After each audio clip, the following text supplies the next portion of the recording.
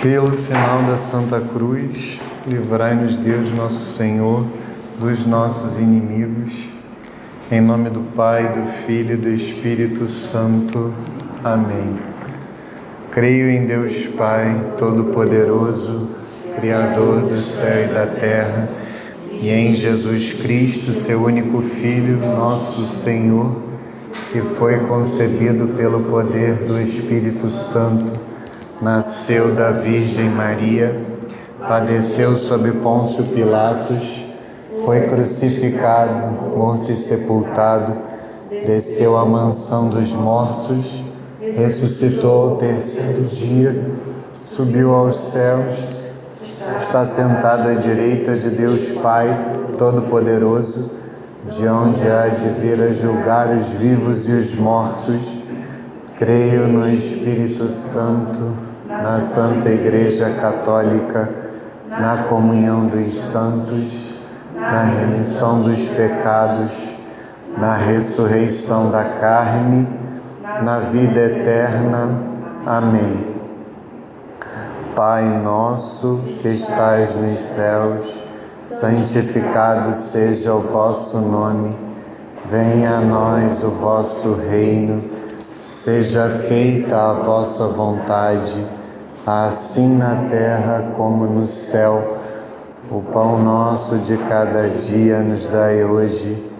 Perdoai-nos as nossas ofensas, assim como nós perdoamos a quem nos tem ofendido. E não nos deixeis cair em tentação, mas livrai-nos do mal. Amém. Vinde, Espírito Santo, enchei os corações dos vossos fiéis e acendei neles o fogo do vosso amor. Enviai o vosso Espírito e tudo será criado e renovareis a face da terra. Oremos, ó Deus, que instruístes os corações dos vossos fiéis com a luz do Espírito Santo, fazei que apreciemos retamente todas as coisas, segundo o mesmo Espírito, e gozemos sempre da sua consolação. Por Cristo, Senhor nosso. Amém. Ave Maria, cheia de graça, o Senhor é convosco. Bendita sois vós entre as mulheres. Bendito é o fruto do vosso ventre, Jesus. Santa Maria, Mãe de Deus, rogai por nós, pecadores, agora e na hora de nossa morte. Amém. Santo anjo do Senhor, meu zeloso guardador, se a ti me confiou a piedade divina, sempre me rege e guarda, governa e ilumina. Amém. Glória ao Pai, e ao Filho e ao Espírito Santo, assim como era no princípio, agora e sempre, por todos os séculos dos séculos. Amém.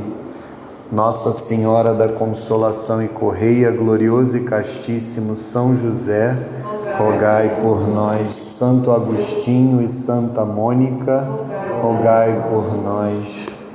Santa Rita de Cássia e Santa Madalena de Nagasaki, rogai por nós. São Pio X e São João Maria Vianney, rogai por nós. Estivemos e sempre estaremos, estamos reunidos em nome do Pai, do Filho e do Espírito Santo. Amém.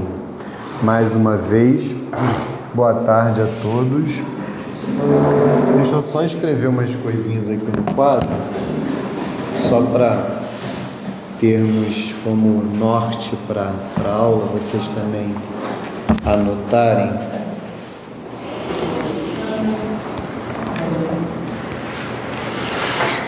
Hoje nós iniciaremos, Oi, querido, tudo bem?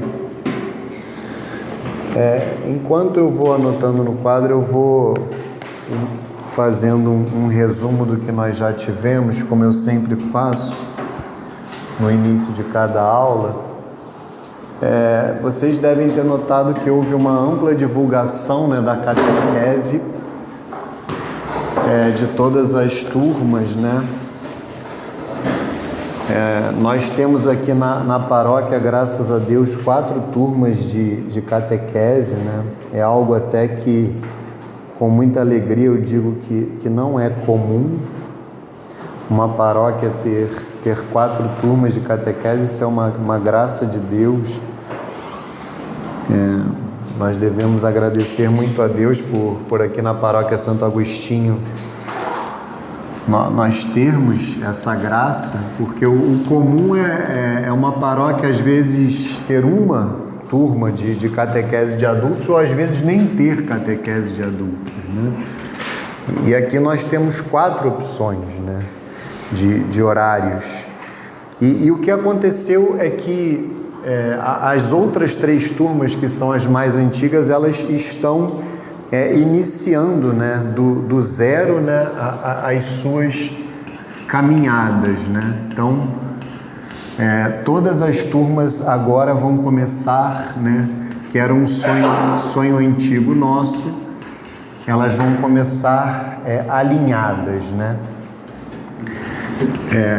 A matéria, digamos assim, a doutrina da Santa Igreja a partir dessa semana, né? Então, a turma de terça-feira foi a que teve a aula primeiro, né? Porque o dia 1º de agosto aconteceu justamente na terça-feira. Depois nós tivemos a turma de quarta e a turma de domingo acontecerá ainda, né? Terá a sua primeira aula ainda, né? A nossa turma, como é a mais recente, nós estamos na 11ª aula, né?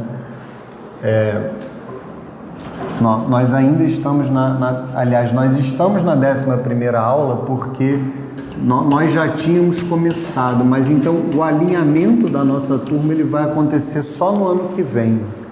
Isso não vai ser problemático, né?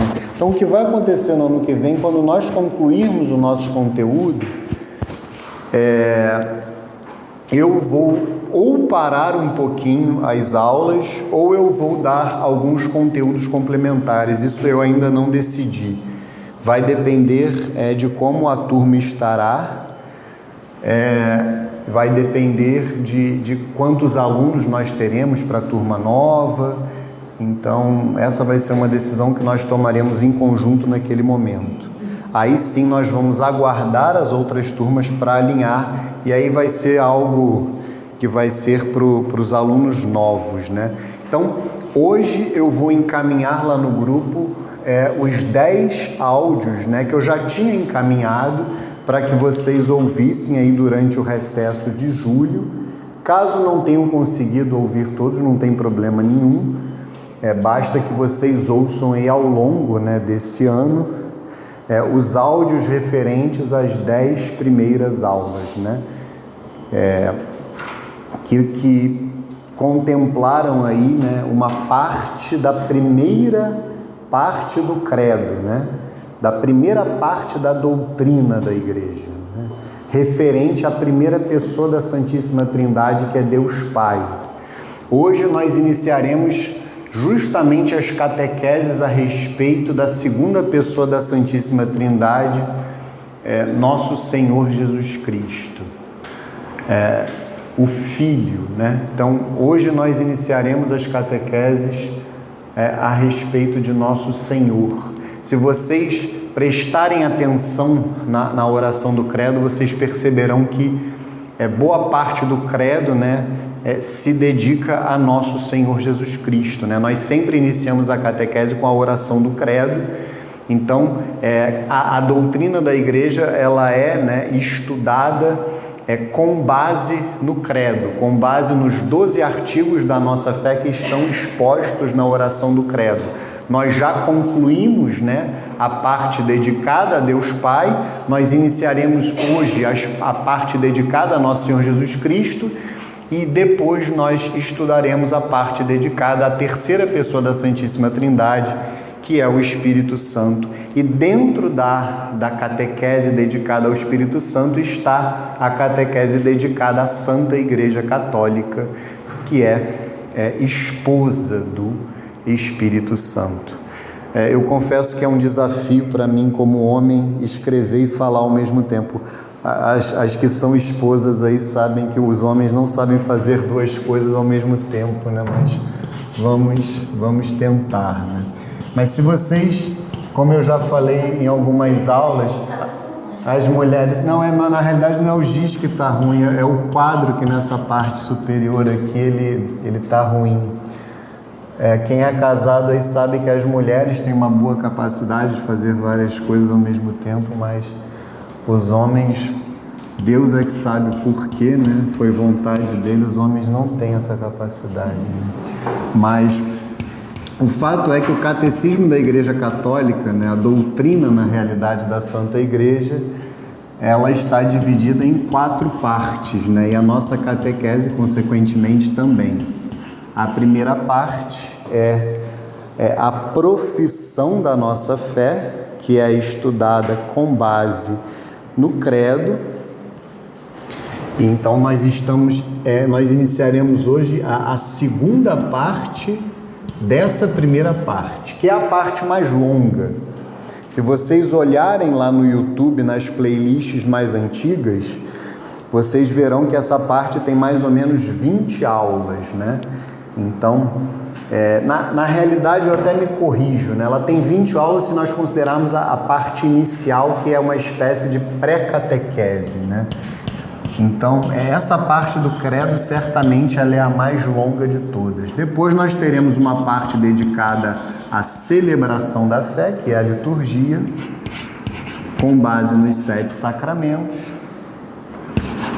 E depois nós teremos a terceira parte, que é a vida da fé com base no Pai Nosso, a vida na fé com base nos 10 mandamentos, e por fim, a oração da fé com base aí sim no Pai Nosso. Então esse é o nosso caminho. Eu digo isso porque hoje nós estamos recebendo aí, graças a Deus, né? Receberíamos 2 alunos novos, mas a Nayara teve que ir embora, tinha uma reunião no colégio aí com o seu filho, mas temos a alegria de receber o Carlos Roberto, que ouviu aí algumas aulas minhas no YouTube, e aí chegou na paróquia. Depois eu vou marcar um café com ele para entender melhor essa caminhada, que eu fiquei um pouquinho curioso, mas certamente são os caminhos de Deus, né, para todos nós. Cada um de nós tem certamente um caminho, né, que Deus, com a sua divina providência, Ele nos conduz. Então, hoje é uma aula bem introdutória, né? Nós falaremos de Nosso Senhor Jesus Cristo, mas a aula de hoje, ela não é tão dogmática. Nós não entraremos ainda nos dogmas a respeito de Nosso Senhor Jesus Cristo. A partir da aula que vem, sim, é que nós falaremos dos dogmas. Os dogmas a respeito da encarnação. Nós entenderemos como é que em Nosso Senhor Jesus Cristo convivem as 2 naturezas, a natureza divina e a natureza humana, na única pessoa, na pessoa divina, né? A segunda pessoa da Santíssima Trindade, o Filho, né? Como eu anunciei lá no grupo, né, a gente costuma acompanhar a aula pelo compêndio, mas é sempre bom que vocês leiam os parágrafos correspondentes do catecismo em casa. Tem alguém que ainda não tenha os 3 livros, né, que nós recomendamos? O Carlos Roberto acabou de comprar. Aqui na secretaria fica 110 os 3, né? A Bíblia da Ave Maria, que eu também mandei as passagens lá no grupo, o catecismo e o compêndio. No catecismo vai dos parágrafos 422 ao 455. Não deixem de ler em casa, tá? Aí vocês podem ler antes da aula ou depois, tá? Fica a critério de vocês. Antes da aula tem sido difícil por conta da desordem do professor, mas se vocês rezarem mais pelo professor, pode ser que ele mande no sábado para a aula da sexta seguinte. Acho que são vocês que estão rezando pouco, a culpa é de vocês, claro, não é do professor, do catequista. E o compêndio, né? Vamos ver as perguntas do compêndio da pergunta 79 até 84, né? Então, hoje nós falaremos basicamente destes, do nome de nosso Senhor Jesus Cristo, né? Jesus, né? Este título, né? Que de alguma forma se tornou o nome, né? Acompanha o seu nome, Cristo ou Messias. Também veremos o que significa dizer que Ele é o Filho único ou unigênito de Deus, e também Senhor, né? Jesus que é chamado de Senhor. Então vejam que é de fato uma aula bem introdutória. E as passagens que eu coloquei, conforme nós as lermos, eu também as colocarei no quadro. São passagens todas elas que fazem referência a cada um desses títulos. Então vamos aqui no compêndio, e conforme nós avançarmos na aula, eu lerei algumas passagens do catecismo também, e consequentemente da própria Sagrada Escritura. Vamos lá na pergunta 79. Vejam que aqui a gente já entra no capítulo 2, creio em Jesus Cristo, Filho único de Deus. O capítulo 1 dizia respeito à primeira pessoa da Santíssima Trindade, o Pai. O capítulo 2, a segunda pessoa da Santíssima Trindade, o Filho. Qual é a boa nova para o homem? Boa nova é sinônimo, né, de boa notícia, evangelho. Evangelho, né, é a palavra grega que designa boa notícia, boa nova. É o anúncio de Jesus Cristo, o Filho do Deus vivo, morto e ressuscitado. No tempo do rei Herodes e do imperador César Augusto, Deus realizou as promessas feitas a Abraão e a sua descendência, enviando seu filho nascido de mulher, nascido sujeito à lei, para resgatar os que eram sujeitos à lei e todos nós recebêssemos a dignidade de filhos. Essa é uma citação da carta de São Paulo aos Gálatas, capítulo 4, versículos de 4 a 5. Aqui eu só faço também uma observação que é importante que aos poucos vocês peguem, no bom sentido, intimidade com a Sagrada Escritura, né? Intimidade também no que se refere a reconhecer essas siglas, né? É fundamental que vocês saibam conhecer, né? Reconhecer estas siglas. Vocês vejam as siglas e saibam quais são os livros aos quais elas se referem. E também saibam encontrar os livros com facilidade, né? Não precisa virar aquele protestante, evidentemente não é para ser protestante, não. O protestantismo é uma heresia, né?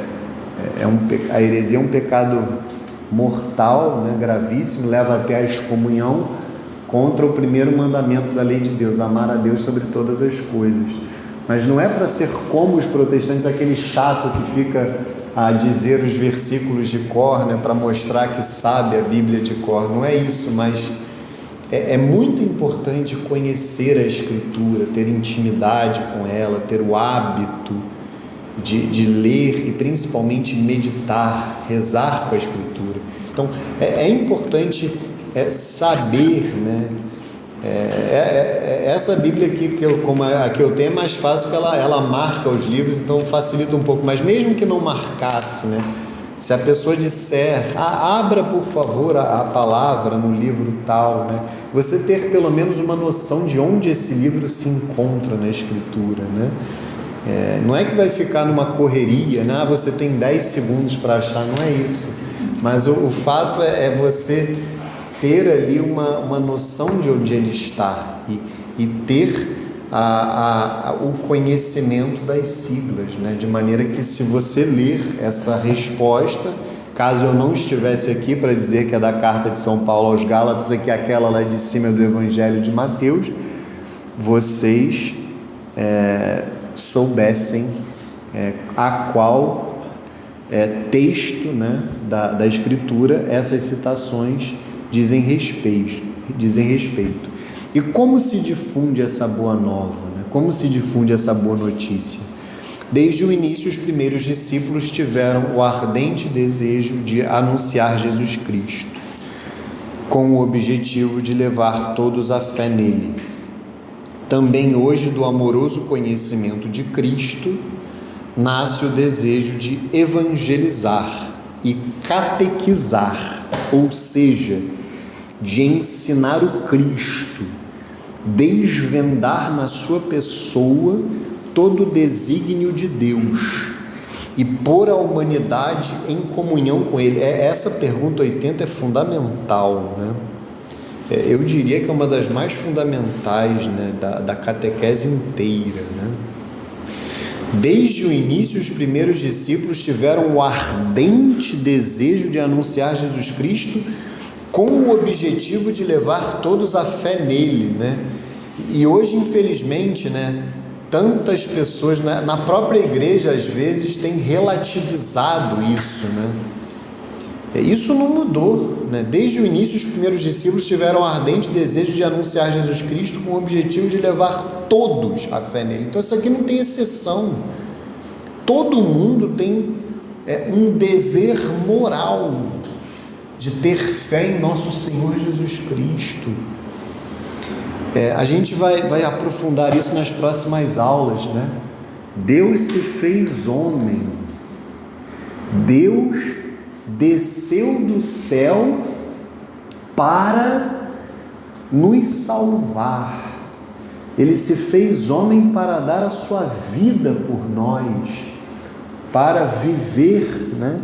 Ele viveu em tudo a condição humana, né? Ele viveu como nós em tudo, exceto no pecado, sofreu por nós, deu a sua vida por nós, derramou até a última gota de sangue, ressuscitou o terceiro dia para nos salvar, para nos levar para o céu, para que nós vivêssemos com Ele eternamente no céu. Como é que alguém ousa dizer, e hoje tem pessoas que dentro da igreja dizem isso, que uma pessoa tem o direito de não crer nele, de não reconhecer que Ele é Deus, e de não dar a sua vida para Ele? Uma coisa é uma pessoa que por circunstâncias vive na ignorância, por contra a sua vontade.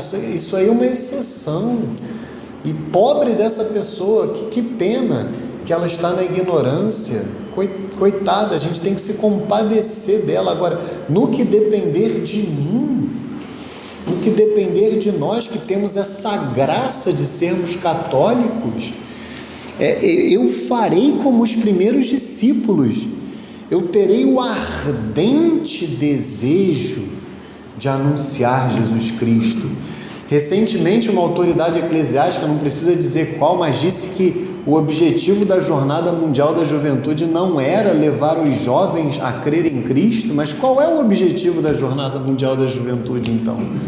Se não é levar os jovens à fé em Cristo, qual é o objetivo de se colocar os jovens para ter ali um momento em torno do Santo Padre, o Papa? É evidente que esses jovens tenham um encontro com nosso Senhor.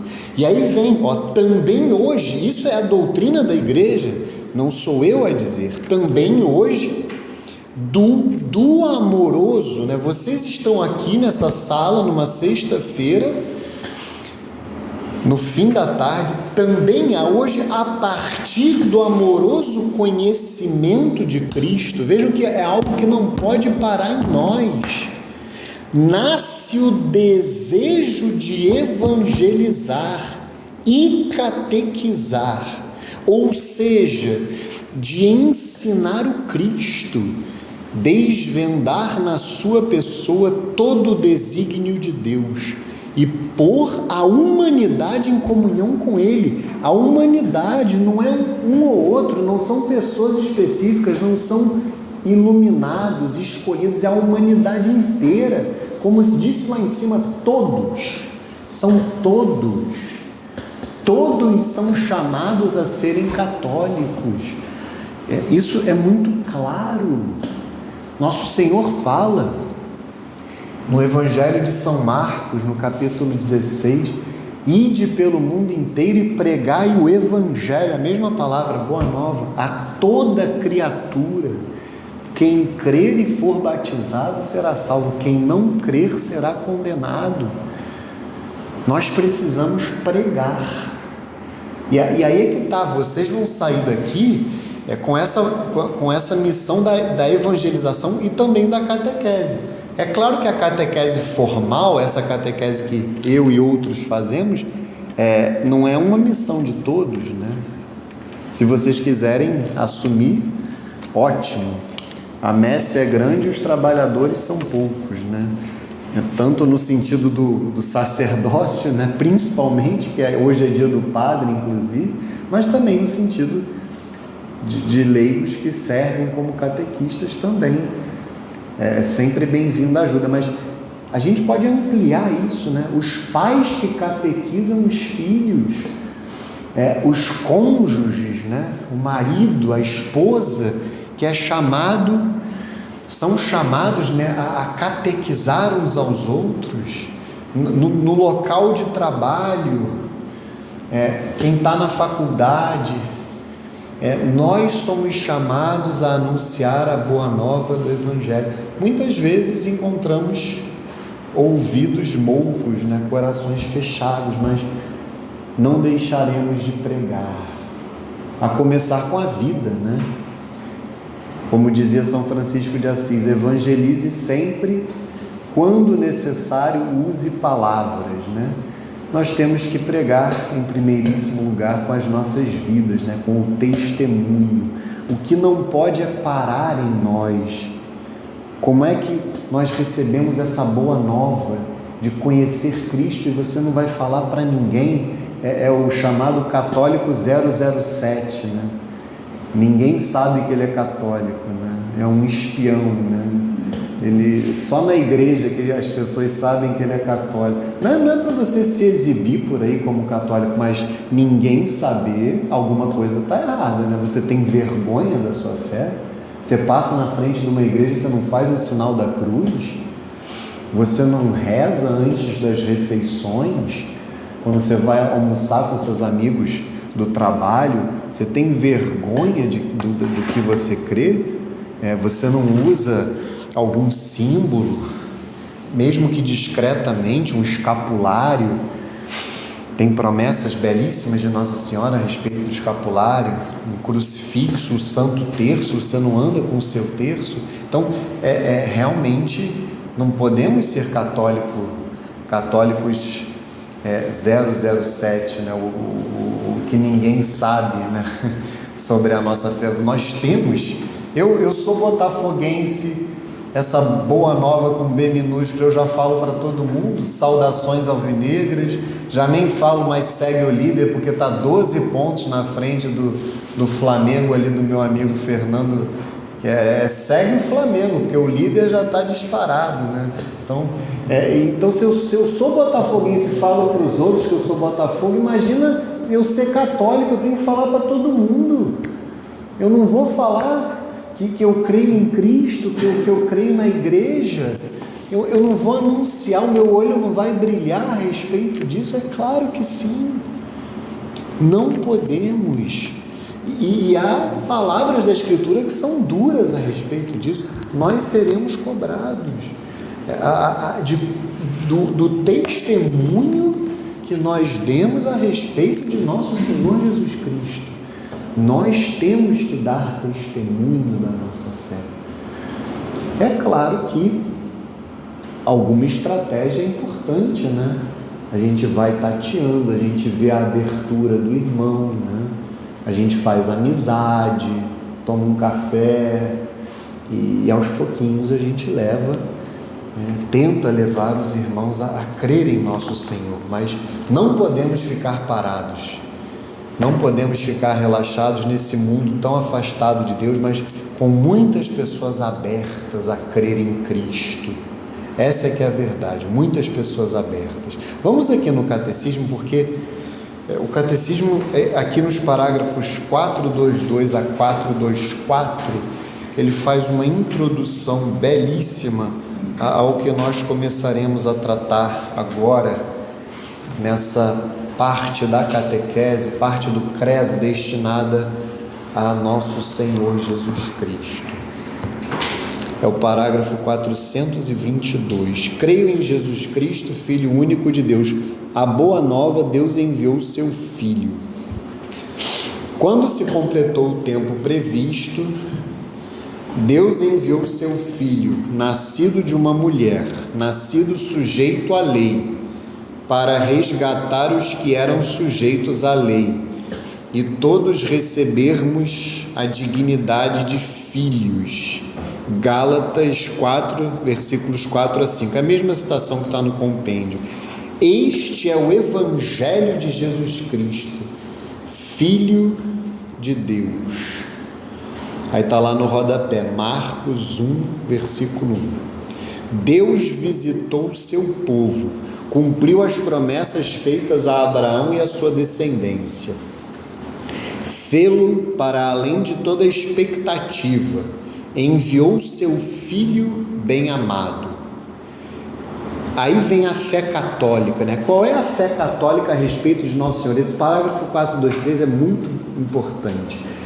Cremos e confessamos que Jesus de Nazaré, aqui está o dogma, nascido judeu de uma filha de Israel, em Belém, no tempo do rei Herodes Magno e do imperador César Augusto, carpinteiro de profissão, morto e crucificado em Jerusalém, sob o procurador Pôncio Pilatos, durante o reinado do imperador Tibério, é o Filho eterno de Deus feito homem, vindo de Deus, João 13, versículo 3, descido do céu, João 3, versículo 13, 6,33, veio na carne, pois a palavra se fez carne e veio morar entre nós. Nós vimos a sua glória, glória que recebe do seu Pai como Filho único, cheio de graça e de verdade.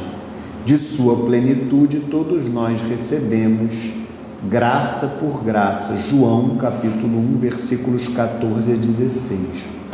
Movidos pela graça do Espírito Santo e atraídos pelo Pai, cremos e confessamos acerca de Jesus: tu és o Cristo, o Filho do Deus vivo. Mateus 16, versículo 16. Foi sobre a rocha desta fé, confessada por São Pedro, que Cristo construiu sua igreja. Então vejam que esta é a nossa fé. Então nós cremos que nosso Senhor Jesus Cristo é de fato Deus que se fez homem. E esse é um ponto inegociável, né? E distintivo da fé católica, único, que não se encontra em nenhuma das falsas religiões, né? Eu faço sempre questão, né, de pontuar aqui, né? A fé católica é a única verdadeira, né? Eu sei que eu sou chato com esse ponto, que eu falo quase toda aula isso, mas é porque aí fora há um clima, né, um ambiente de relativismo, indiferentismo religioso, né, que infelizmente entrou na própria igreja em algum grau. Por isso é que é tão importante termos essa baliza muito clara, né? A verdade está no catolicismo, a verdade ela está na fé católica. Todos são chamados à fé católica, todos são chamados a conhecer a verdade que é nosso Senhor Jesus Cristo. Eu sou o caminho, a verdade e a vida, ninguém vai ao Pai se não for por mim. É isso que ele fala no Evangelho de João, capítulo 14, versículo 6.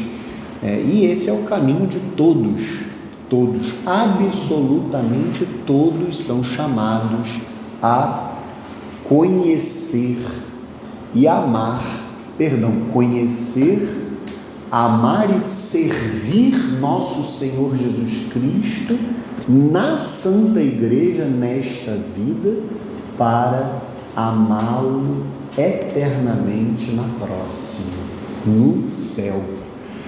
E vamos então aqui para a pergunta 81.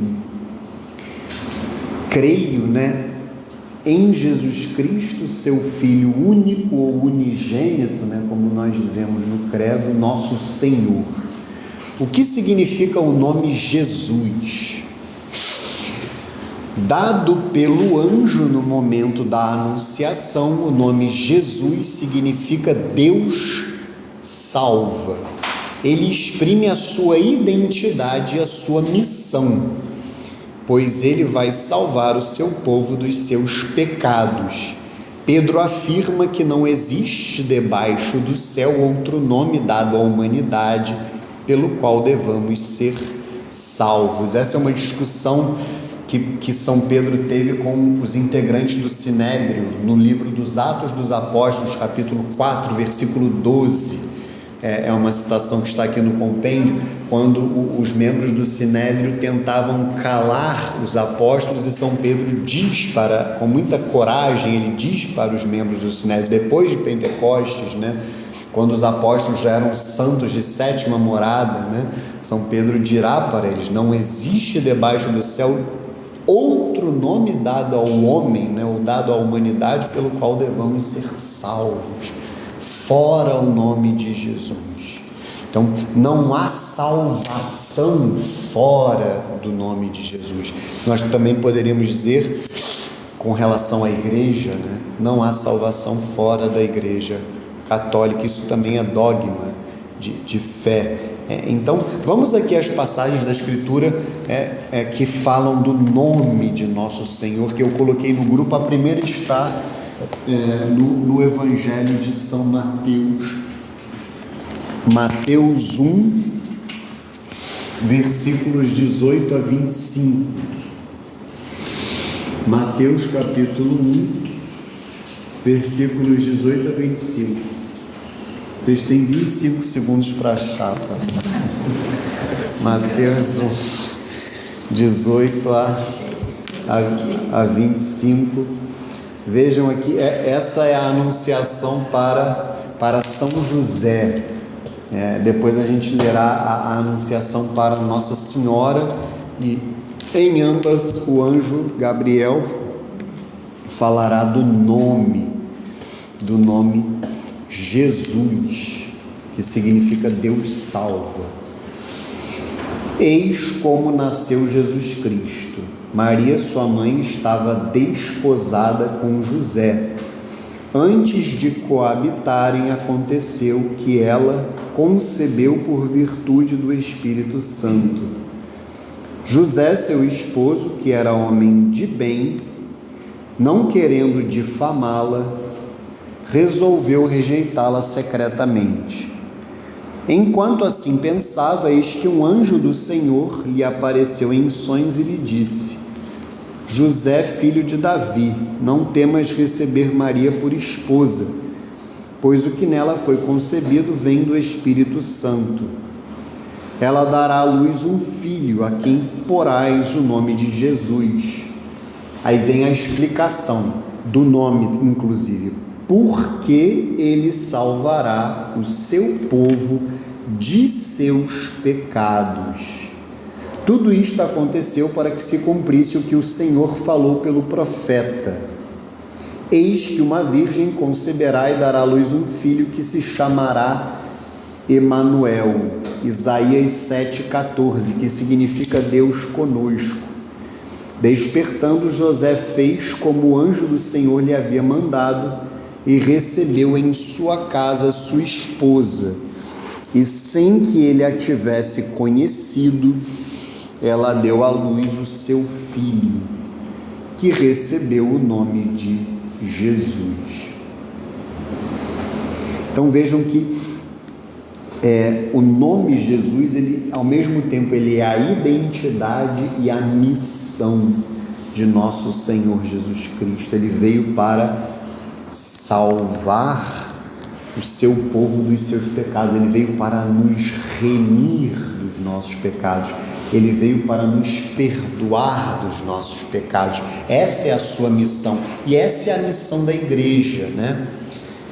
Hoje eu estou polêmico na aula, né? Às vezes eu estou meio assim, não sei se eu acordo, se eu comi limão no café da manhã. Não comi não, tomei suco de laranja. Mas a igreja, por exemplo, né? Se a gente olha para a igreja, alguns hoje tentam transformar a igreja numa ONG, né? É evidente que a igreja é chamada a fazer tudo o que ela sempre fez, a caridade material. Foi a igreja, por exemplo, que criou tudo o que existe de bom no mundo, né? Parece um exagero isso, né? Tudo que existe de bom no mundo foi a Santa Igreja Católica que criou, ou direta ou indiretamente. As escolas, as universidades, os hospitais, os orfanatos, os asilos, tudo isso foi criado pela igreja. Os cemitérios, direta ou indiretamente, ou foi criado pela igreja ou foi aperfeiçoado pela igreja. Então é evidente que a igreja tem um papel assistencial, de caridade material fundamental, mas a igreja, ela não é uma ONG. O papel primordial da igreja não é resolver os problemas materiais deste mundo.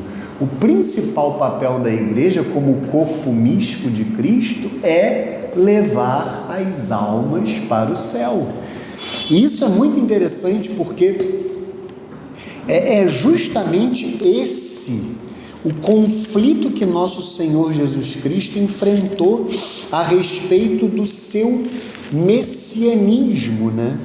Quantas vezes nosso Senhor Jesus Cristo foi tentado, né, provado, tanto pelo demônio, né, no deserto, como pelos próprios homens, a ser um Messias materialista,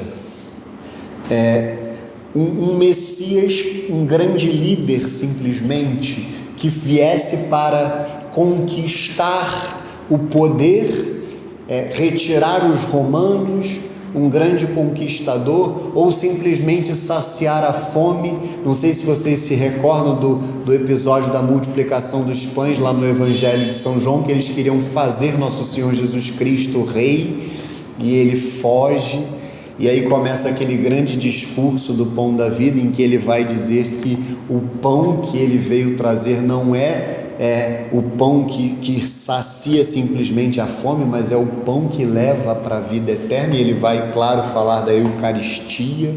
E essa passagem, diz o Papa Bento XVI, naquela sua obra belíssima, que é uma trilogia, né?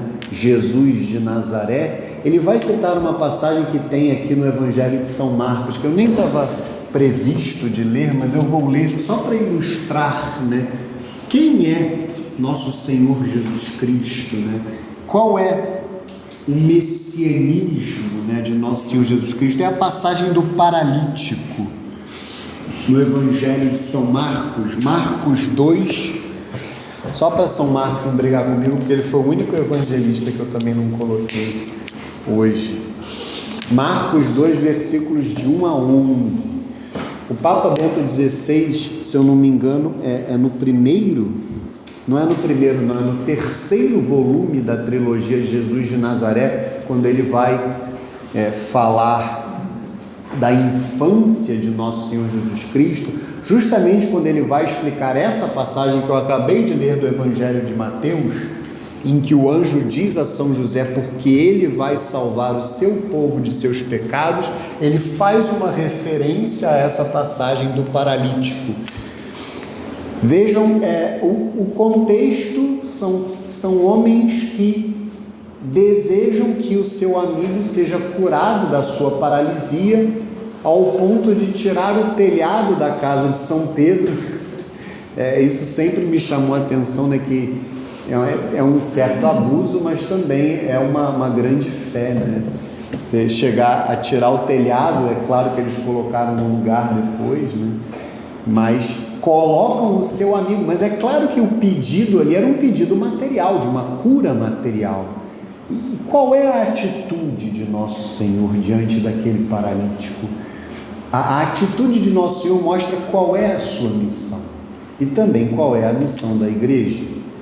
Vamos lá, Marcos 2, versículos 1 a 11. Perdão, 1 a 12. Não, Marcos 2, eu que botei errado aqui, 1 a 12. Alguns dias depois, Jesus entrou novamente em Cafarnaum e souberam que ele estava em casa, na casa de São Pedro, que era a casa de nosso Senhor em Cafarnaum.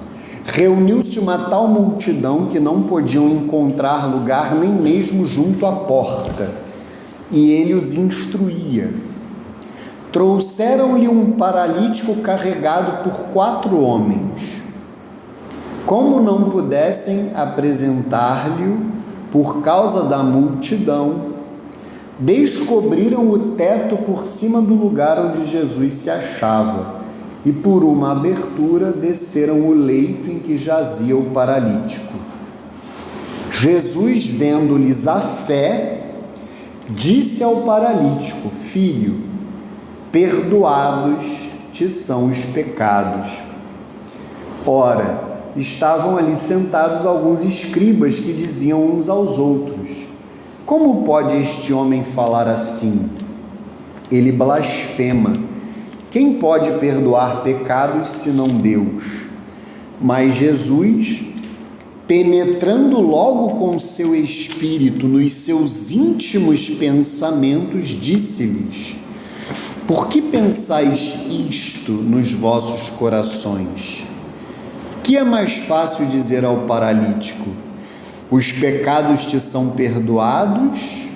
Ou dizer: Levanta-te, toma o teu leito e anda.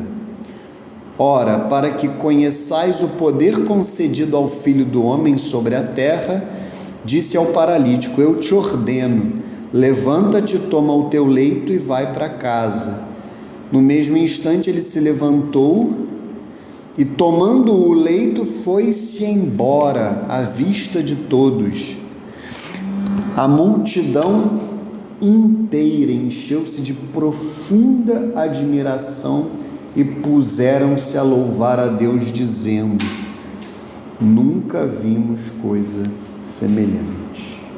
Então, essa passagem deixa evidente qual é a missão primeira de nosso Senhor Jesus Cristo. A missão primeira de nosso Senhor é a salvação, a salvação do homem a partir da cura espiritual, da remissão dos pecados, levar os homens à fé nele, a uma fé concreta nele. E claro que as curas materiais, sim, aconteciam para levar os homens à fé nele, porque a partir destas curas os homens criam na sua divindade, criam que ele era o Messias, o Filho de Deus, Deus que se fez homem, né?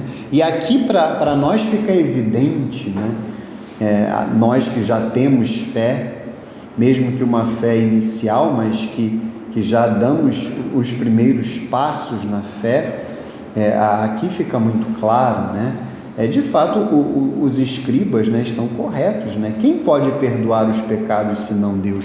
O erro deles é não reconhecer que nosso Senhor Jesus Cristo, que estava diante deles, era e é de fato Deus que se fez homem. E o próprio fato dele conseguir penetrar nos seus íntimos pensamentos também mostra que ele é Deus. E claro, depois o milagre, né? O milagre realizado. Então, essa passagem é bem emblemática para salientar o que ficou, o que foi dito pelo anjo Gabriel a São José na primeira passagem, a respeito do nome Jesus. Deus salva, Deus é salvação, Deus é Salvador. E também, né, não podemos deixar de ler a mesma passagem, não, mas também lermos a anunciação do anjo a Nossa Senhora no Evangelho de São Lucas, né? Lucas 1, 26 a 38. Né? Lucas 1, 26 a 38. Vocês querem que eu desligue o ar? Estou pensando na garganta, mas não é. Tá frio para mim, para vocês também sim. Aquele velho conflito entre homens e mulheres. Lucas 1, 26 a 38. A anunciação do anjo Gabriel a Nossa Senhora, que também o nome de Jesus, né, aparecerá, como em diversas outras passagens, né? Mas eu quis apenas colocar aquelas iniciais, né, nas quais o nome de nosso Senhor Jesus Cristo é mencionado inicialmente. No 6º mês, o anjo Gabriel foi enviado por Deus a uma cidade da Galileia chamada Nazaré, a uma virgem desposada com um homem que se chamava José, da casa de Davi, e o nome da virgem era Maria.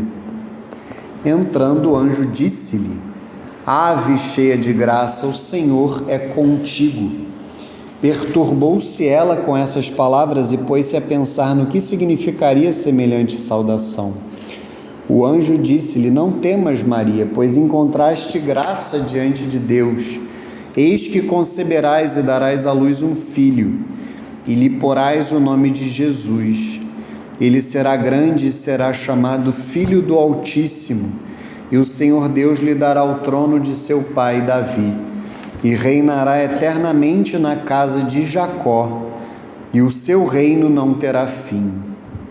Maria perguntou ao anjo: Como se fará isso, pois não conheço o homem?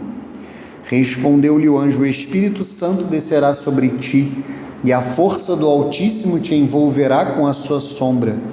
Por isso o ente santo que nascer de ti será chamado Filho de Deus. Também Isabel, tua parenta, até ela concebeu um filho na sua velhice, e já está no 6º mês aquela que é tida por estéril, porque a Deus nenhuma coisa é impossível. Então disse Maria: Eis aqui a serva do Senhor, faça-se em mim segundo a tua palavra. E o anjo afastou-se dela. Então aqui também o anjo Gabriel fala a respeito do nome de Jesus. E a pergunta 82 vai dar um passo adiante para falar do título, né, que Nosso Senhor recebe de Cristo. Cristo é sinônimo de Messias. Cristo é do grego, Messias é do hebraico, e ambas as palavras significam ungido, né? ungido. Vamos lá. Por que Jesus é chamado Cristo? Cristo em grego, Messias em hebraico, significa ungido. Jesus é o Cristo porque está consagrado por Deus, ungido pelo Espírito Santo para a missão redentora. É o Messias esperado por Israel, enviado ao mundo pelo Pai. Jesus aceitou o título de Messias, esclarecendo, porém, seu sentido. Descido do céu, crucificado e depois ressuscitado, ele é o servo sofredor que dá sua vida em resgate por muitos. Do nome Cristo é que nos veio o nome de cristãos. E é aquilo que eu falei, né?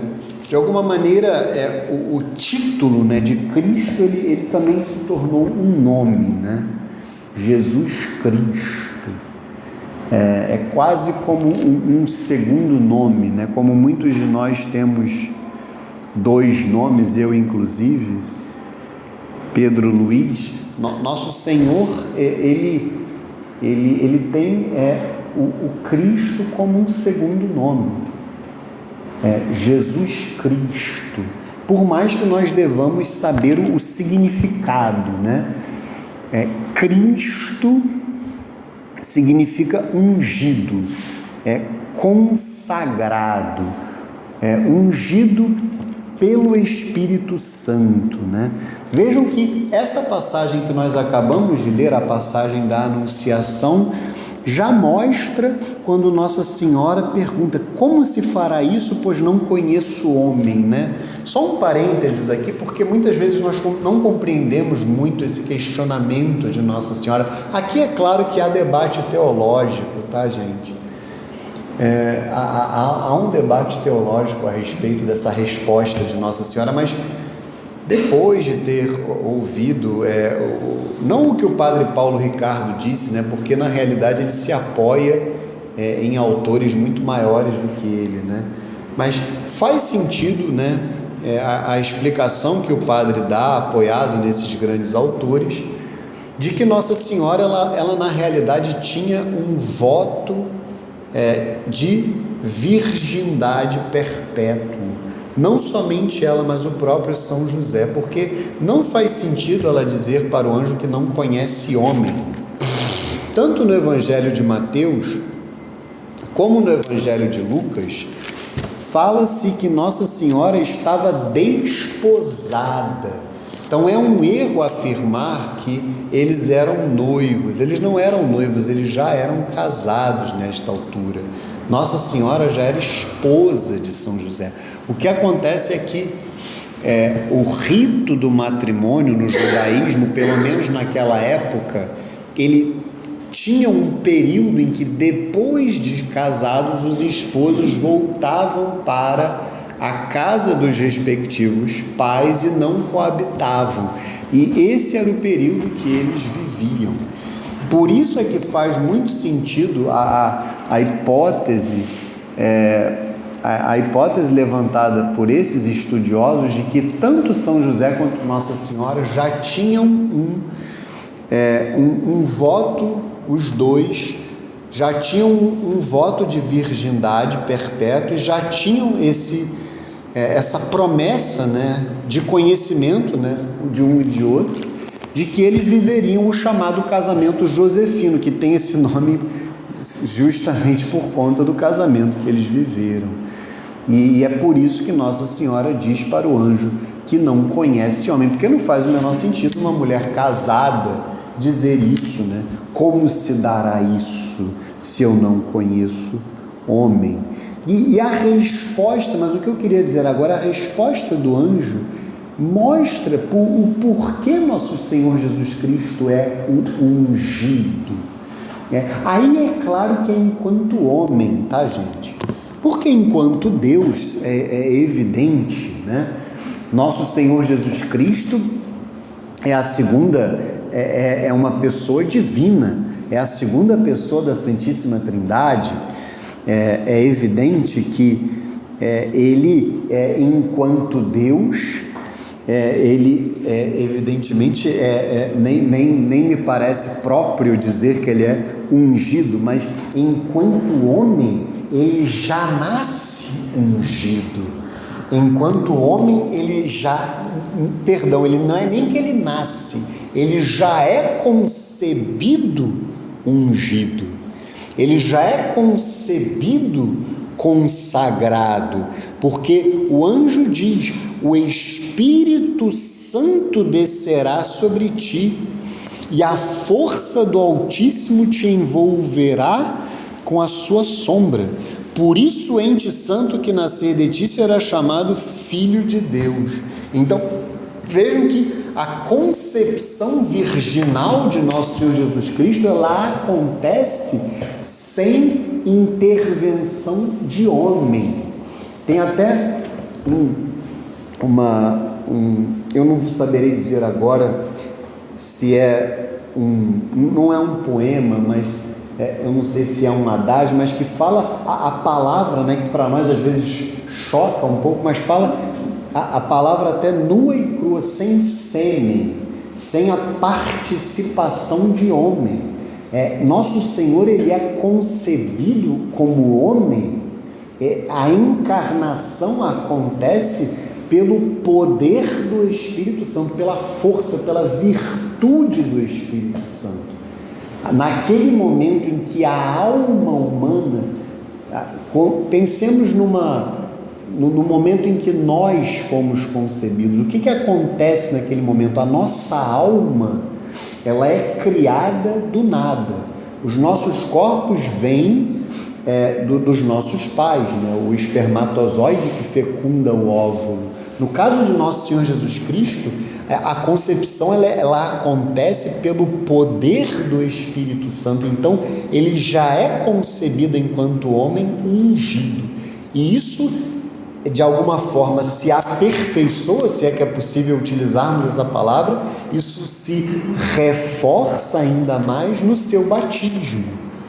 No seu batismo, isso se torna ainda mais forte. Então vamos ao Evangelho de Mateus, para vermos no batismo de nosso Senhor Jesus Cristo essa realidade de que ele é o Cristo, de que ele é o ungido, porque no batismo, novamente, o Espírito Santo desce sobre nosso Senhor Jesus Cristo. Mateus, capítulo 3, versículos 13 a 17. Mateus, capítulo 3, versículos 13 a 17.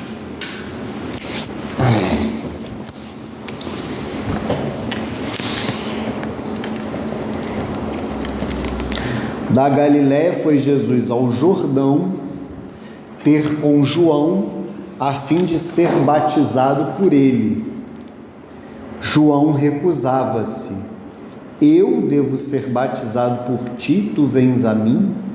Mas Jesus lhe respondeu: deixa por agora, pois convém cumpramos a justiça completa.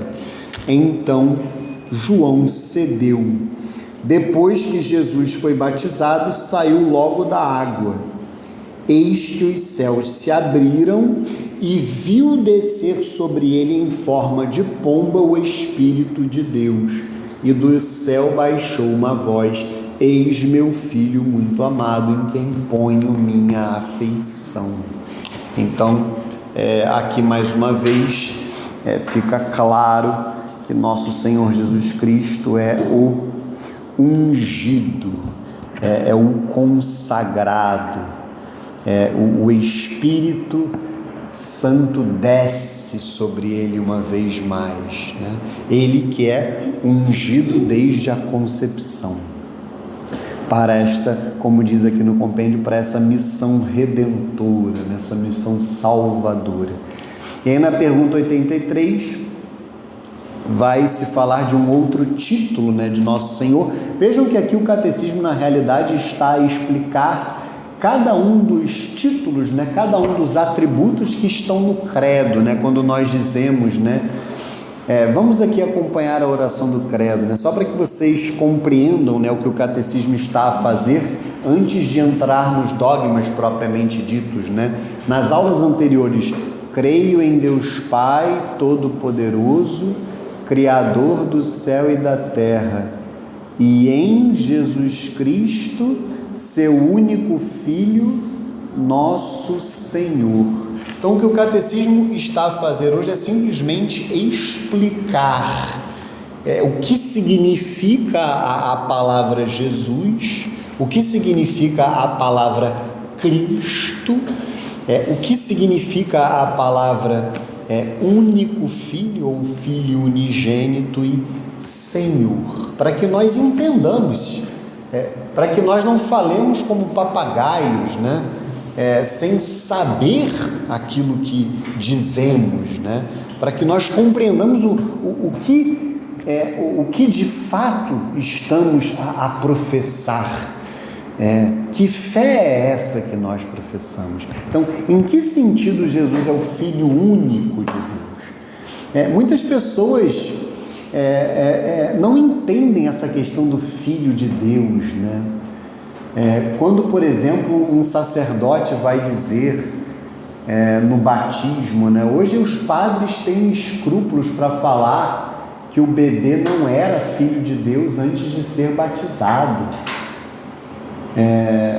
Chega lá e ele fica cheio de dedos. Não, ele já era filho. Aqui vai ser só uma coisinha. Sendo que está errado isso.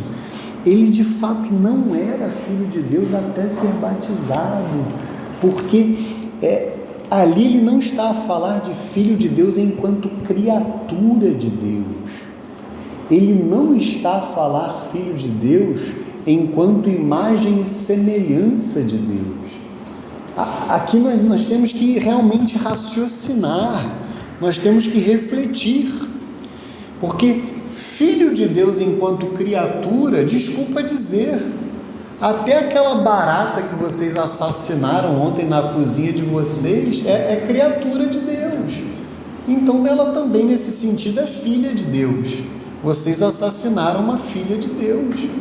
Claro que ela é menos digna, né? Por isso é que a gente pode matar uma barata, porque de fato é um ser que, se você deixa à solta, pode colocar em risco as nossas vidas, as vidas dos nossos filhos, porque transmite doença. Então tem uma liberdade para matar uma barata que está a transitar nas nossas casas. Mas enquanto imagem e semelhança de Deus, eu posso dizer que, eu já vou te dar a palavra, querida, enquanto imagem e semelhança dizer, num sentido impróprio, eu posso dizer que um homem é filho, mas é num sentido impróprio, gente. Lembrem-se daquela brincadeira, filho de bezerro, filho de boi, bezerrinho filho de galinha, pintinho filho de peixe, peixinho filho de Deus, só Deus Eu não posso dizer que eu sou filho de Deus se eu não for Deus.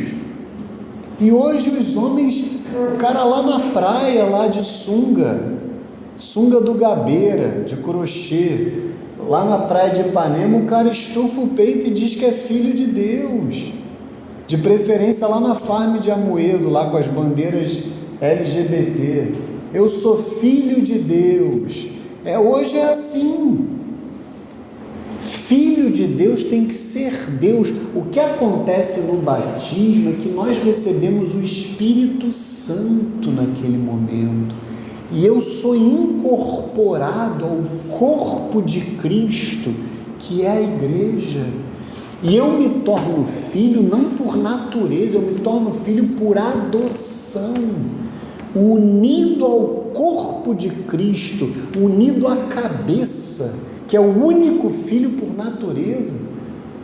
Por isso é que ele é o filho único de Deus, ele é o filho unigênito. Nosso Senhor Jesus Cristo. Então, a gente tem que parar com esses escrúpulos, sabe? Com esses chavões. A gente tem que parar com essas banalizações, porque a filiação divina é uma graça, e se a gente não reconhece isso, a gente transforma o batismo num evento social, e a gente não dá o devido valor. Antigamente as pessoas eram batizadas no dia do nascimento. Essa é uma briga eterna minha com a minha esposa, né? Fica aquela coisa, olha, a gente tem que batizar os nossos filhos mais cedo.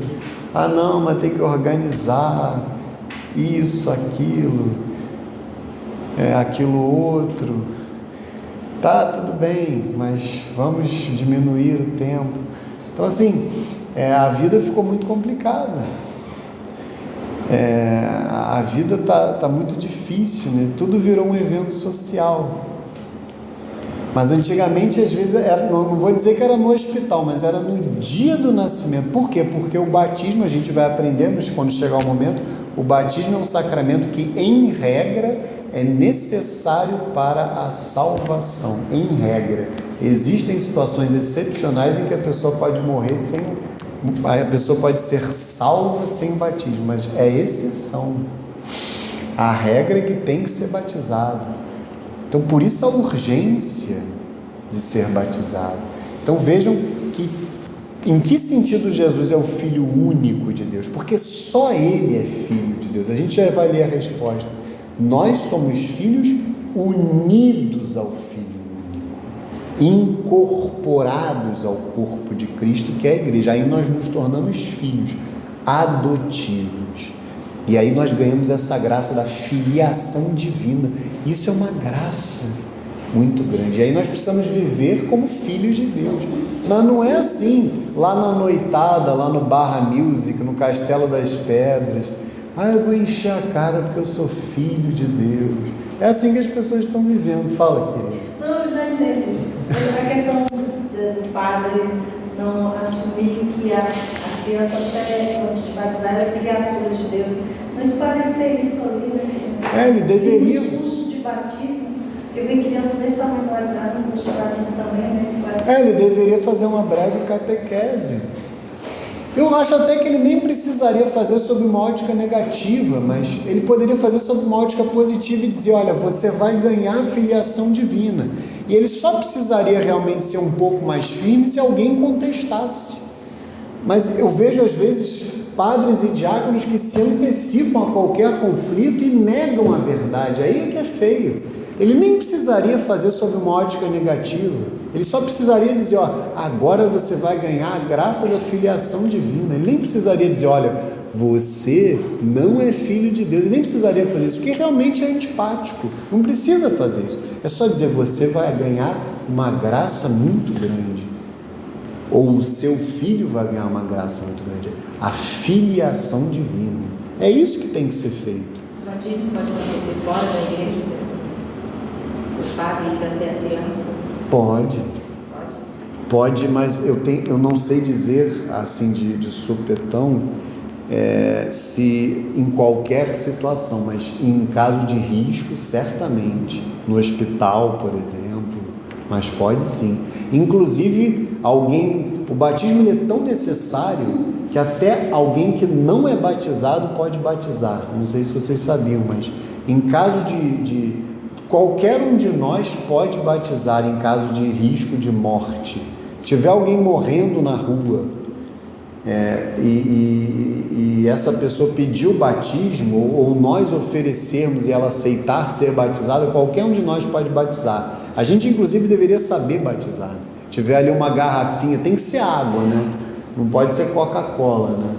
Aí você tem que derramar 3 vezes, fulano, eu te batizo, né? Em nome do Pai, aí derrama uma vez, e do Filho e do Espírito Santo. Tem que falar o nome da pessoa, né? Eu te batizo em nome do Pai, derrama uma vez, e do Filho e do Espírito Santo. Amém. Mas é tão fundamental o batismo que até um pagão, uma pessoa não batizada, pode batizar. De tão importante que é o sacramento do batismo.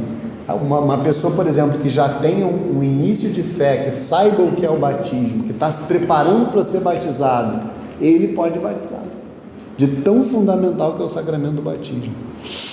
Então, em que sentido Jesus é o Filho único de Deus? É em sentido único e perfeito. No momento do batismo e da transfiguração, a voz do Pai designa Jesus como seu Filho bem amado, apresentando a si mesmo como o Filho que conhece o Pai. Mateus 11, 27. Jesus afirma sua relação única e eterna com Deus, seu Pai. Ele é o Filho único de Deus. Primeira carta de São João, capítulo 4, versículo 9. A segunda pessoa da Trindade. É o centro da pregação apostólica. Os apóstolos viram a sua glória. Glória como do Filho único da parte do Pai. João 1,14. Então vamos ler aqui o prólogo de São João, que eu já botei tantas vezes e ainda não li. Vamos ler aqui o capítulo 1, versículos 1 a 18 do Evangelho de São João.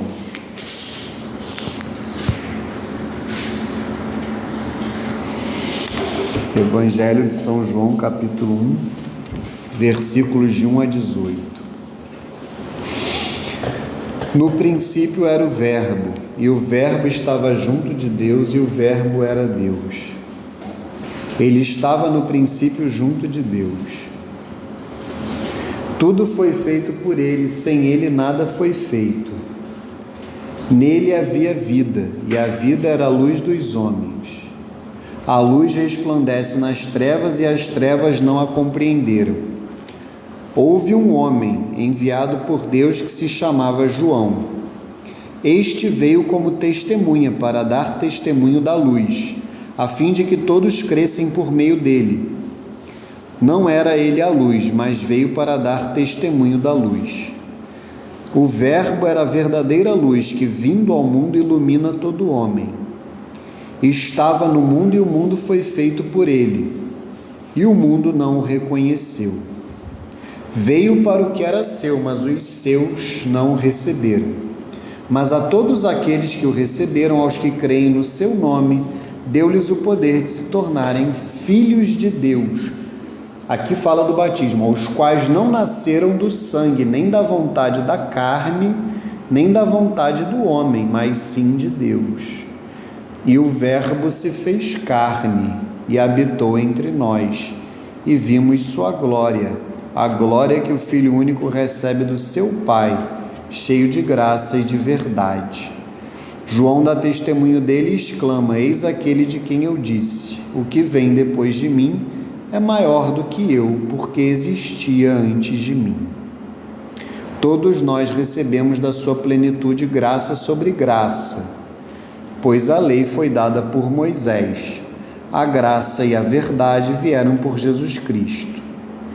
Ninguém jamais viu Deus, o Filho único que está no seio do Pai, foi quem o revelou.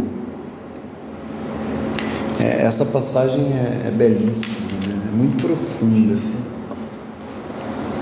e fala do Filho único, Filho unigênito, nosso Senhor Jesus Cristo. E o último título, né, é Senhor.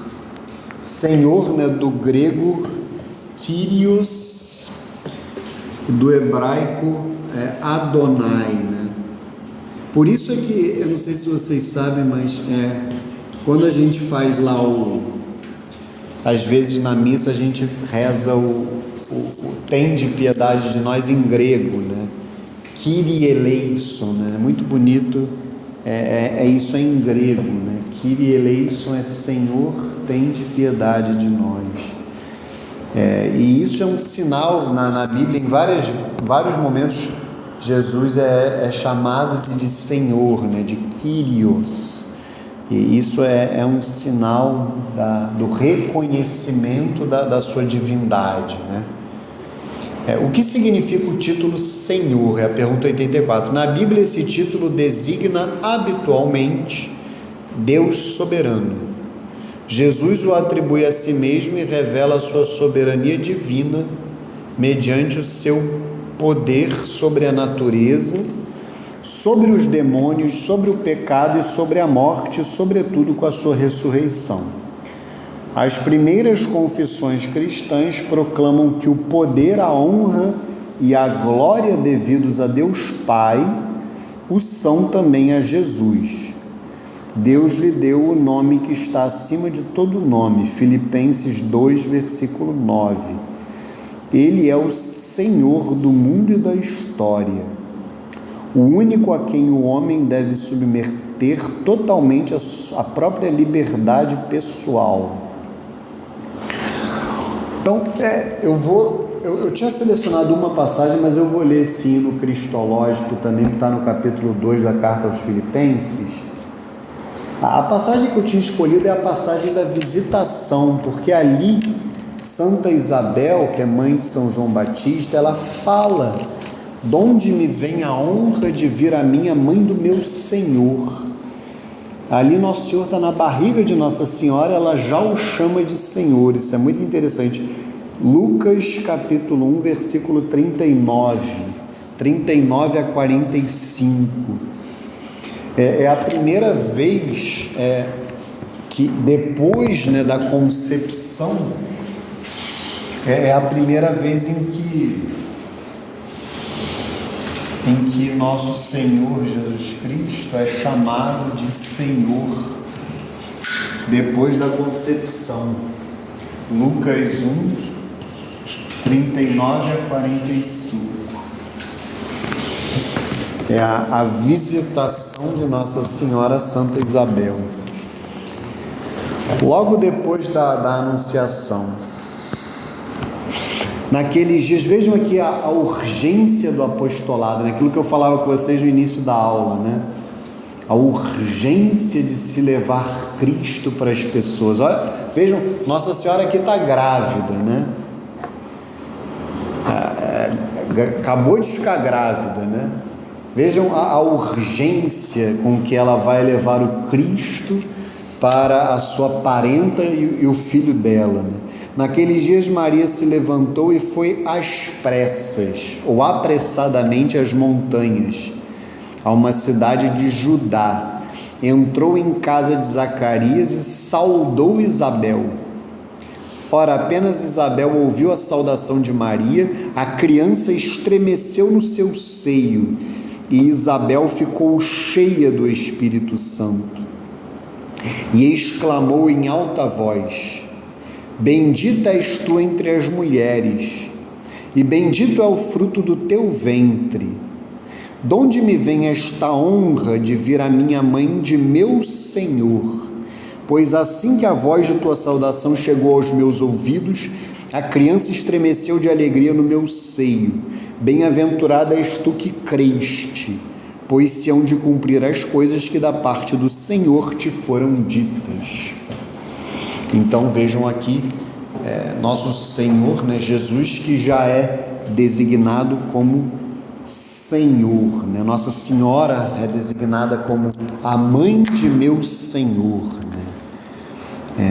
Então aqui já é um reconhecimento, E ela, claro, está cheia do Espírito Santo. São Paulo vai dizer numa de suas cartas, que eu não saberei qual é agora, que é impossível reconhecer que Cristo é o Senhor a não ser no Espírito Santo, essa passagem mostra isso, porque ela ficou cheia do Espírito Santo e aí depois ela proclama que Jesus é o Senhor.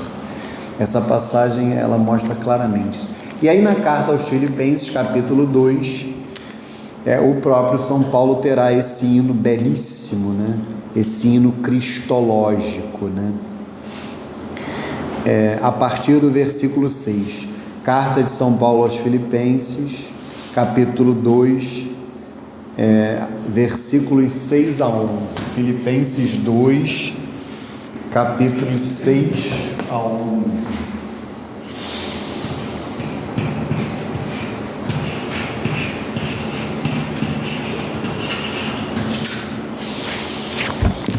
Então essa é a última passagem da aula. Ainda tem que ir à missa. Hoje eu vou lá na São Francisco de Paulo. Eu sei que vocês queriam ficar aqui até 10 da noite, mas Filipenses 2, versículos 6 a 11. Esse hino ele é rezado pela igreja em regra na oração da liturgia das horas das vésperas, no sábado, né? Nas vésperas do domingo. Sendo ele de condição divina, não se prevaleceu de sua igualdade com Deus, mas aniquilou-se a si mesmo, assumindo a condição de escravo e assemelhando-se aos homens. E sendo exteriormente reconhecido como homem, humilhou-se ainda mais, tornando-se obediente até a morte, morte de cruz. Por isso Deus o exaltou soberanamente e lhe outorgou o nome que está acima de todos os nomes, para que ao nome de Jesus se dobre todo o joelho no céu, na terra e nos infernos, e toda língua confesse para a glória de Deus Pai que Jesus Cristo é o Senhor. É Senhor. Toda língua confesse para a glória de Deus Pai que Jesus Cristo é Senhor. Então, é isso. Ele é o Senhor. E aí, antes da gente rezar, só para que vocês saiam daqui cheios de vontade de fazer apostolado, vamos ler aqui dos parágrafos 426. Aliás, vamos ler do 425 até o 429, que é para que a gente saia daqui cheio de vontade de anunciar o Cristo. No catecismo, aquela parte que fala da catequese, que Cristo é o centro da catequese, né? Então vamos ler aqui parágrafos 425 em diante. Anunciar a insondável riqueza de Cristo. Efésios 3:8. A transmissão da fé cristã é primeiro o anúncio de Jesus Cristo, a fim de conduzir até a fé nele. Desde o começo, os primeiros discípulos ardiam do desejo de anunciar Cristo. Quanto a nós, não podemos deixar de falar sobre o que vimos e ouvimos. Atos dos Apóstolos 4, versículo 20. Isso é muito bonito. Não podemos deixar de falar sobre o que vimos e ouvimos. Eles convidam os homens de todos os tempos a entrarem na alegria de sua comunhão com Cristo. Aí tem essa citação maravilhosa aqui da primeira carta de São João Evangelista, capítulo 1, versículos 1 a 4. O que ouvimos, o que vimos com os nossos olhos, o que contemplamos e o que as nossas mãos apalparam da palavra da vida, vida esta que se manifestou, que nós vimos e testemunhamos, vida eterna que a vós anunciamos, que estava junto do Pai, que se tornou visível para nós. Isso que vimos e ouvimos, nós vos anunciamos, para que estejais em comunhão conosco. E a nossa comunhão é com o Pai e com seu Filho Jesus Cristo. Nós vos escrevemos estas coisas, para que a nossa alegria seja completa. Isso é lindo demais. Cristo é o centro da catequese.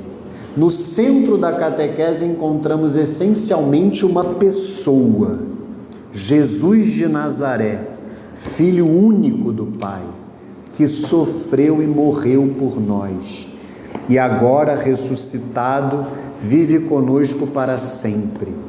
Catequizar é, portanto, desvendar na pessoa de Cristo todo o desígnio eterno de Deus que nela se realiza.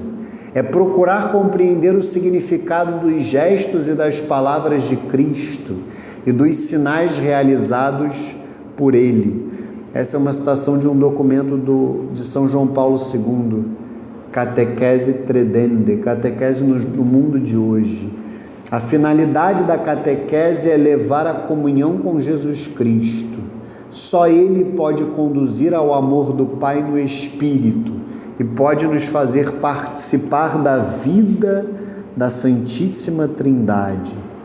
Na catequese é Cristo, Verbo encarnado e Filho de Deus, que é ensinado. Todo o resto está em relação com Ele. Somente Cristo ensina. Todo outro que ensine o faz na medida em que é seu porta-voz, permitindo a Cristo ensinar por sua boca. Todo catequista deveria poder aplicar a si mesmo a misteriosa palavra de Jesus: o meu ensinamento não vem de mim mesmo, mas daquele que me enviou. João 7,16. Mais uma citação do mesmo documento de São João Paulo II. O catequista, ele é um papagaio de Nosso Senhor, um papagaio de pirata da Santa Igreja e de Nosso Senhor Jesus Cristo. Aquele que é chamado a ensinar o Cristo deve, portanto, procurar primeiro o bem supremo, que é o conhecimento do Cristo Jesus. É preciso aceitar perder tudo, como expressa São Paulo, a fim de ganhar a Cristo e ser encontrado unido a Ele. É assim que eu conheço Cristo, a força da sua ressurreição e a comunhão com os seus sofrimentos, tornando-me semelhante a Ele na sua morte, para ver se chego até a ressurreição dentre os mortos. Filipenses 3, de 8 a 11. Deste conhecimento amoroso de Cristo, jorra o desejo de anunciá-lo, de evangelizar e de levar outros ao sim da fé em Jesus Cristo. Ao mesmo tempo, contudo, a necessidade de conhecer cada vez melhor esta fé se faz sentir. Com esta finalidade, seguindo a ordem do símbolo da fé, aí é o nosso caminho, serão inicialmente apresentados os principais títulos de Jesus, que foi o que nós vimos hoje: Cristo, o Filho de Deus, o Senhor, artigo 2. A seguir, o símbolo confessa os principais mistérios da vida de Cristo, são as próximas aulas: os de sua encarnação, artigo 3, os de sua Páscoa, artigos 4 e 5, e os de sua glorificação, artigos 6 e 7. Esse é o nosso próximo caminho. Então, não deixem de estudar em casa, né, até o parágrafo 55, e aí a gente continua no artigo 3 falando sobre a encarnação. Vamos ver só o resumindo, porque o resumindo lá no parágrafo 52, ele, como o próprio nome indica, ele vai fazer um compilado da aula, né? Parágrafo 452. O nome de Jesus significa Deus que salva. A criança nascida da Virgem Maria é chamada Jesus, pois ele vai salvar o seu povo dos seus pecados. Não existe debaixo do céu outro nome dado à humanidade pelo qual devamos ser salvos. O nome Cristo significa ungido, Messias. Jesus é o Cristo, pois foi ungido por Deus com o Espírito Santo e com poder. Ele era aquele que há de vir, o objeto da esperança de Israel. O nome Filho de Deus significa a relação única e eterna de Jesus Cristo com Deus, seu Pai. Ele é o Filho único do Pai e o próprio Deus. Crer que Jesus Cristo é o Filho de Deus é necessário para ser cristão. O nome Senhor designa a soberania divina. Confessar ou invocar Jesus como Senhor é crer em sua divindade. Ninguém será capaz de dizer Jesus é Senhor, a não ser sob influência do Espírito Santo. Aí veio a resposta: eu disse que não sabia. Vejam como Deus socorre os pobres, né? Então é na primeira carta de São Paulo aos Coríntios, capítulo 12, versículo 3. Ninguém será capaz de dizer Jesus é Senhor, a não ser sob influência do Espírito Santo. Então aqui só um parênteses: os espíritas, né, não são cristãos, tá? O espiritismo, inclusive, é um pecado grave contra o primeiro mandamento, né? É uma falsa religião. mas a gente vai estudar melhor isso. Mas os espíritas não são cristãos, eles não creem na divindade de Cristo, tá, gente? O espiritismo, evidentemente, ele não é compatível com o catolicismo, né? Os espíritas chamam Jesus de mestre, né? Alguns chamam de um espírito iluminado, mas ele não acredita que Jesus Cristo seja Deus, né? A gente não pode ser o católico pandeiro, né? Uma semana na missa e a outra no terreiro, né? Tem vários tipos de católicos, né? Então, o espiritismo não é cristão, tá? Isso eu lembrei de falar porque alguns têm essa visão equivocada do espiritismo, mas depois a gente vai aprofundar. E se vocês tiverem dúvidas, vocês me falam. Eu posso até botar uns vídeos do Padre Paulo lá no grupo sobre isso. Em nome do Pai, do Filho e do Espírito Santo. Amém.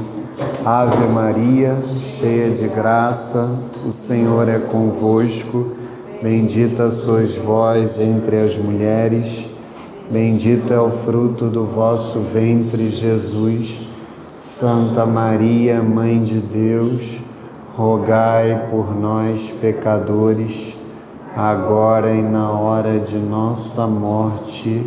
Amém.